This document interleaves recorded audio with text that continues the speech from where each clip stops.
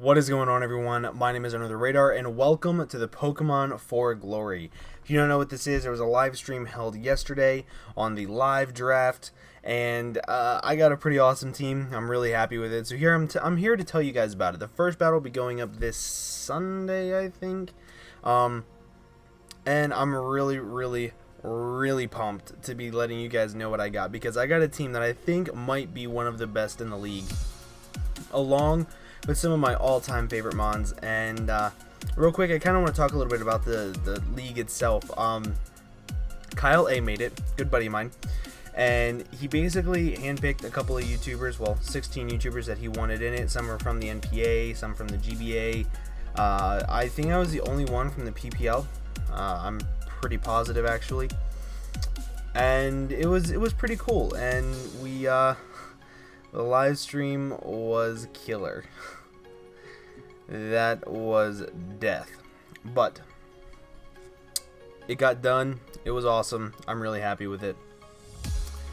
And there's going to be, I think, 13 weeks or 12 weeks with something. There's so many weeks. There was a video that went up on my channel for it. You guys should have watched that. If you didn't, I will leave a link to it down in the description below. It'll go over every single team that is in it, along with how many weeks and stuff like that. And I basically, when I went into this draft, I don't know anything about the GBA tiers off the top of my head, honestly. At least I didn't at the time. I had no idea how I wanted to draft. Had a couple of cores that I wanted to get in the PPL. I wanted to get a Starmie Talonflame Roserade core in the PPL, and I was like, well, since I'm drafting for this first, I might as well try it here. And that was something I kept in mind. But there was a few key things that I went into this. I know how a lot of these guys play. I've watched them. I watched Kyle A, I watched Jodor, I watched Cressel, or I always mess up her name. I can never know if it's Kreselki or Kresselki, but I watched her, and then Jen, I watched her battles. There was a bunch of people that I watched in the NPA, so I know how they all build, how they all play. I did a lot of homework. And then, of course, my good buddy John, I know how he plays. I record his games for him. I do a lot, so I know how a lot of these guys play, and I knew that the best way for me to get ahead in this entire draft was to get something that I'm super comfortable with. Now, if you watch the PGL game that went up like Friday morning, or Friday afternoonish, you will know that I'm super comfortable with my boy JIRACHI. So I got JIRACHI round 1. Not only did I get JIRACHI round 1, I franchised him. So that means I got it before everything else. So, if you don't know what franchising is, we basically got a chance to go in there and be like, hey, I call dibs on this thing. And I call dibs on JIRACHI because I'm so comfortable with it. This will be my 3rd season using it in draft format. Like, I know what I'm doing with JIRACHI. I know the sets that'll be good. I know how to EV it properly, and I'm really happy that I franchised JIRACHI. So that means I'm basically one step ahead. I basically got my pick that I wanted before everybody else, and that's very important for this entire team that you will see. So that wasn't really round 1. That was like pre-draft. That kind of sort of takes the place of my round 11 pick. So I'm really happy that I got JIRACHI. Healing Wish, U-Turn, Elemental Punches, Moonblast, Play Rough, Flinch Chances, Thunder Wave, Wish, Stealth Rocks, a bunch of things that I can do with JIRACHI. Just makes it a very scary mon for people to face in general. And people don't think about it until they see it in front of them, and then they realize that it's a massive problem, and that's really what I was going for. Base 100 stats across the board, very awesome. Bulky, offensive, both sides, pretty speedy. There's not much to say about JIRACHI. You guys know how much I love JIRACHI and what I'm gonna do with it. So let's just go ahead and move on to the actual round 1 pick.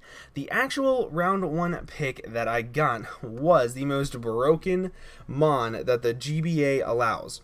If you do not know, I was like 14th, or no, I think I was 11th in the draft. I was towards the ass end of it. And somehow this thing fell to me. I got Landorus Incarnate for my round 1 pick. I will go ahead and let that sink in. Landorus Incarnate. Holy ballsack. This mon is so powerful. It's a wall breaker, it's a stealth rocks, it's a setup sweeper, it's a pivot with U-turn. It has so many things it can do, but most importantly, it's a wall breaker. I did not want my team to be looked at and be like, okay, I can bring a bunch of walls, wall it out, and beat it in the long game. I didn't want that. So I made sure I got a very good wall breaker in Landorus. It can be very good physical or special, and that's very, very important for this team. I also have 2 stealth rockers now. They are offensive, but I do have 2 stealth rockers, and that's very important because I was realizing in the PGL, not having enough stealth rockers or not having enough offensive or not having enough hazard support was very, very detrimental to some team plans that I had. So Landorus I is a good matchup with JIRACHI because Lando I has a 4 times ice weakness. JIRACHI resists ice. So this means all the bulky waters that want to come in on Lando and try to hit it with an ice beam or a scald, I can go into JIRACHI, I can eat up the ice beam, and I can really deal with things that way. But overall, what I was really going for was more pivoting. I have 2 U-turners now, and that's very, very important, along with wall breakers, along with a bunch of status. So these 2 together are very, very important. So I started looking at this next pick. I said in the very beginning of the draft, when I picked JIRACHI, somebody said, Envy, are you going to copy Envy and take the JIRACHI TOGEKISS core? I said, well, if it falls to me, I am. And I was completely open about it. I told them. And then I picked Lando I round 1, and they're like, well, I guess you're not taking TOGEKISS. Well, round 2 comes along, and TOGEKISS is still available, so I take TOGEKISS. The synergy between the 2 of them is just absolutely amazing. The rocks weakness on TOGEKISS is now neutralized by JIRACHI. The earthquake weakness that JIRACHI has is now neutralized by Lando and TOGEKISS. The ice weakness again by JIRACHI. The synergy is just very, very awesome. Along with having the dual Serene Grace, I don't go into games ever playing for hacks. Playing for hacks is very dick strategy, and if you play for hacks, you're never going to win. That's just that's just the way it works. However, if you go in trying to just control them, it can make it a little bit better, and that's what JIRACHI and TOGEKISS can do very well. But now, I have a wall with reliable recovery, I have a defogger, I have a rooster, I have a fairy type that can be offensive, it's a very good choice scarfer, I have more setup with nasty pass, I have some very cool options that TOGEKISS can do. I know it's not very good, however, extreme speed is very good to have on a team just because of the fact that there are options like Focus Sash Alakazam that could come up, and now I'm able to hit it down to its Sash and then Revenge Kill it with extreme speed if I have to with TOGEKISS. So overall, these things just make it very, very useful together, and I like the fact that I now have a defogger. However, I do want to have a rapid spinner because I do plan on getting hazard stack sometime in this draft. So if you notice, the 3 mons that I have so far, the number of them that are weak to Weavile is 100% of them. Every single one of them can be absolutely blown back by Weavile. And Kyle A took Weavile round 1, so I was like, well, I know I'm facing him, so let me just go ahead and take SUICUNE. I needed a bulky water type. I needed to switch into these offensive water types, like these offensive ice types, like Mamoswine. I also wanted to make sure I had a way of phasing out setup sweepers, and that SUICUNE can do very well. SUICUNE is now able to roar out things like Mega Charizard X. If Manaphy is the Calm Mindset without Energy Ball, I can roar that out, or I can set up alongside of it. There's a lot of things that SUICUNE can do very well. Very bulky mon, but it's also very offensive, and people forget about that. It has base 85 speed, I believe. It's on your screen. I can't remember off the top of my head. But it's very offensive, so that makes it a good Specs user, a good Scarf user, and it can be very good as a surprise offensive mon, and that's really cool. It doesn't get the best offensive move pool. However, it can be a very good surprise, and I'm really looking forward to using SUICUNE. I've never really used SUICUNE to the point where I'm just like, yes, yes. I've only used it in like a few Wi-Fi battles. I've never used it in League format, and that was massive. So now that I have my Weavile check, basically, I was okay with getting another thing weak to Weavile, and I wanted Hazard Stack. I wanted something that can come in and nuke bulky water types, because the main thing that wants to support Lando, the main thing that wants to check Lando I are bulky psychic types, so I kind of wanted a way to check both of them at once. The main way that I wanted to do that is just by getting a very hard-hitting nuke that can kind of sort of force out bulky water types and make psychic types think that they can come in for free. And I went with ROSERADE. Now, ROSERADE does a lot for the team. Gives me a status absorber, gives me toxic spikes, gives me spikes, gives me a very hard-hitting offensive grass type with the likes of Leaf Storm and Sludge Bomb. Technician hidden powers is very important, along with having sleep powder. I'm now able to absorb toxic spikes because I have a grounded poison type. I'm also able to run Swords Dance Seed Bomb or Bullet Seed or Poison Gem if I want to, and abuse the subpar physical offensive stat of this Pokemon. Where that might seem like it's a little weird, it is weird.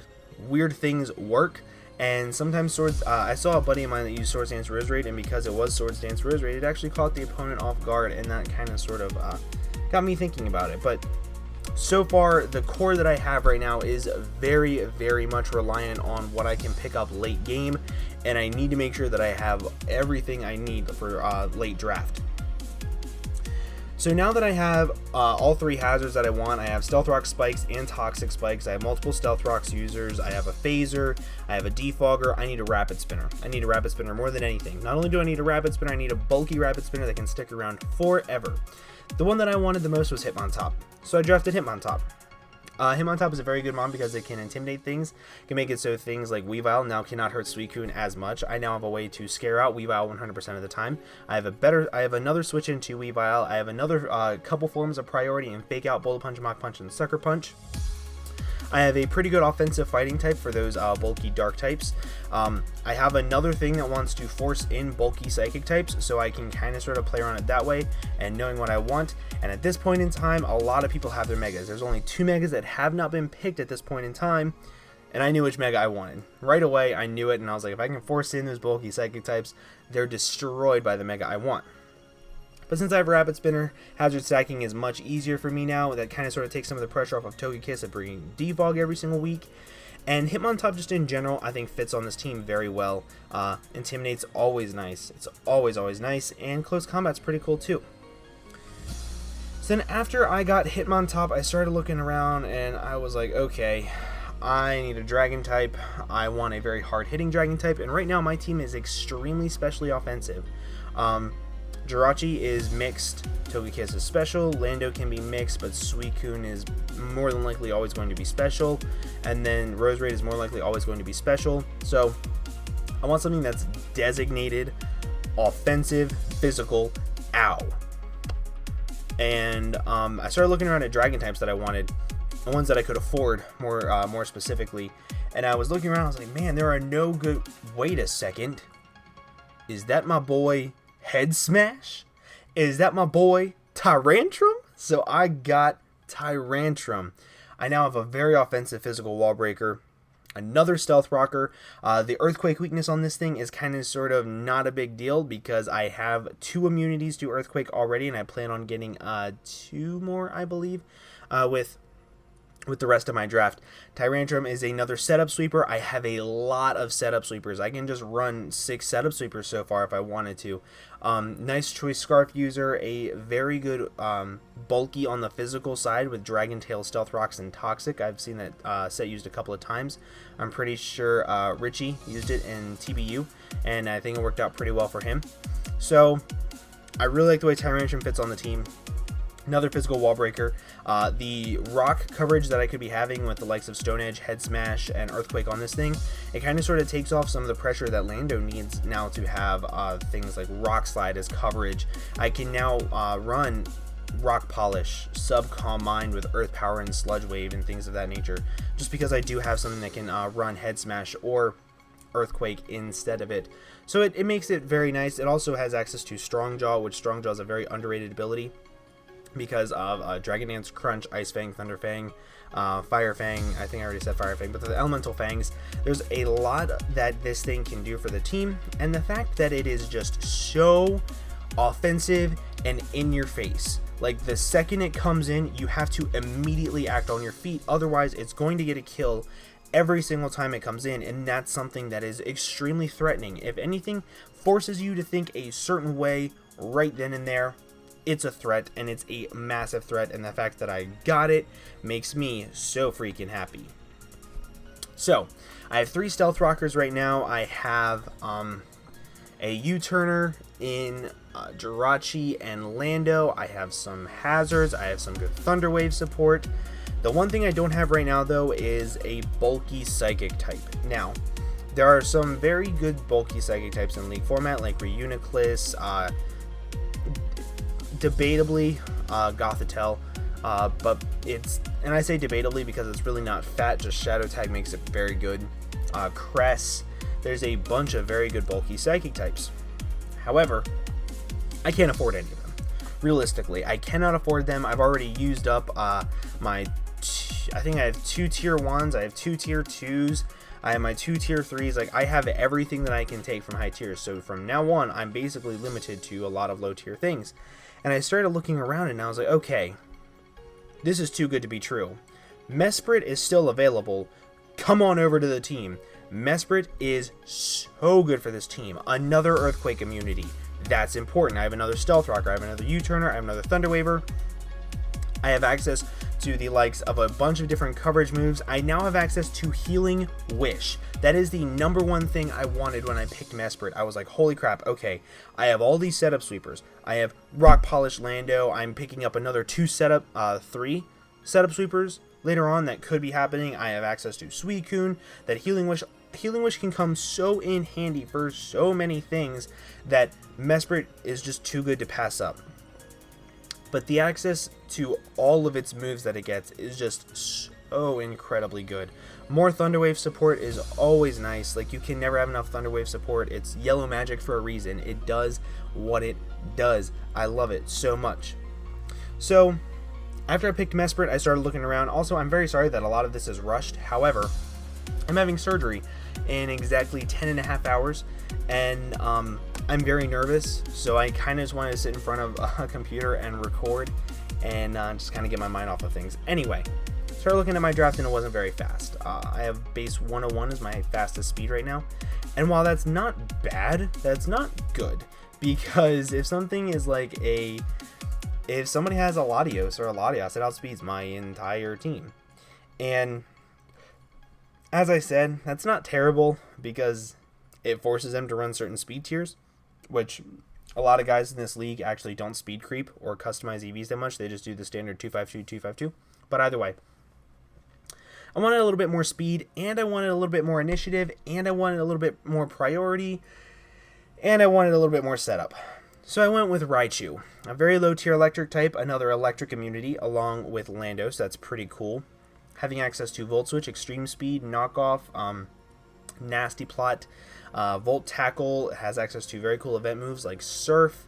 It's a very, very, very unique mon, and for the pricing that it's at, you get a lot for your buck. I said that before in my Draft League Viability series on it, and I fully stand by that statement, and I plan to make it do pretty well this season.